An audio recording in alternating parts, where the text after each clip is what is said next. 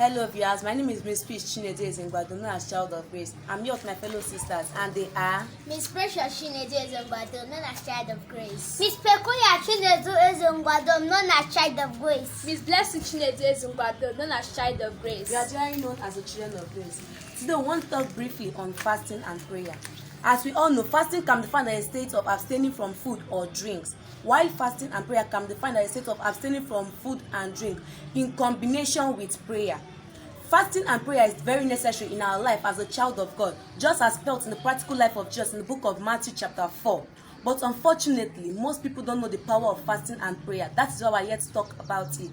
There are different importance of fasting and prayer, and they are: fasting and prayer can help build our faith. Fasting and prayer teaches us on how to pray with right motives. Fasting and prayer is to show love and worship for God. Fasting and prayer is to put us in better position for breakthrough. Fasting and prayer is a spiritual discipline. In the book of 1 Corinthians chapter 9 verse 27, our heart opens to spiritual revival. Yes, whenever we fast and pray, our hearts are always restored and revived spiritually because of the act of fasting and prayer. First, it helps us to focus and enhance our relationship with God. Fasting is necessary to overcome demonic powers. Mark 9 verse 29. We fast in order to overcome temptation and trials. In the book of Matthew 4 verse 4. We fast in order to know more of God and less of us. We fast in order to make important decisions. Fasting and prayer help us to hear from God. Fasting and prayer help us to receive spiritual powers. We fast and pray because Jesus expects us to fast and pray. We fast to know God's will. We fast and pray to seek God's guidance. Judges chapter 20 verse 20. We fast and pray to express our grief. We fast and pray to express our grief. 1 Samuel chapter 1 verse 13. We fast and pray for protection and deliverance. 2 Chronicles chapter 20 verse 3 to 4. We fast and pray to express our repentance and return to God. 1 Samuel chapter 7 verse 6. Fasting and prayer means humbling ourselves before God. 1 Kings chapter 21 verse 27 to 29. We fast and pray for God's work to move on. Nehemiah chapter 1 verse 3 to 4.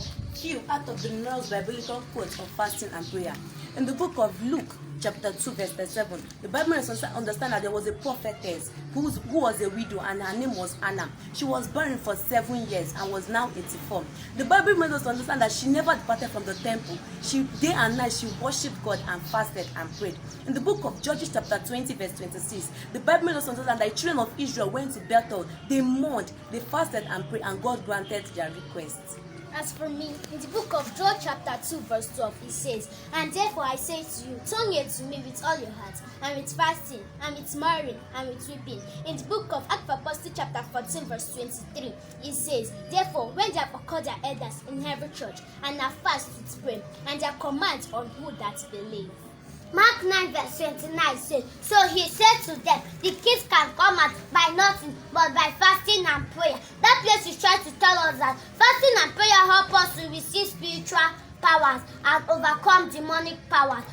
Israel chapter 8 verse 22 says, "So we fast and pray for God to protect us and hear and answer our prayer." That place is trying to tell us that if we fast and pray, God can protect us and guide us. Nehemiah chapter 3 verse 4 says, "So when I saw, it was when I heard this word, and that I sat down and wept and mourned.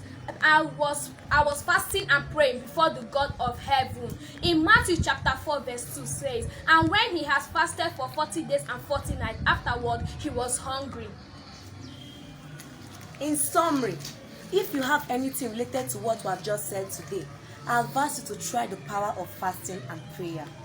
Fasting and prayer help us to get our blessing. And I'm urging you people to have it a habit of fasting and prayer in order for you to take your blessing and overcome temptation and trials. In conclusion, I'm urging the people to fast and pray. I'm urging people to fast and pray so that God will protect you and guide you. In summary, I advise you people to always fast and pray for God to guide us and for his work to move on. We will stop here for now. See you next time. Bye.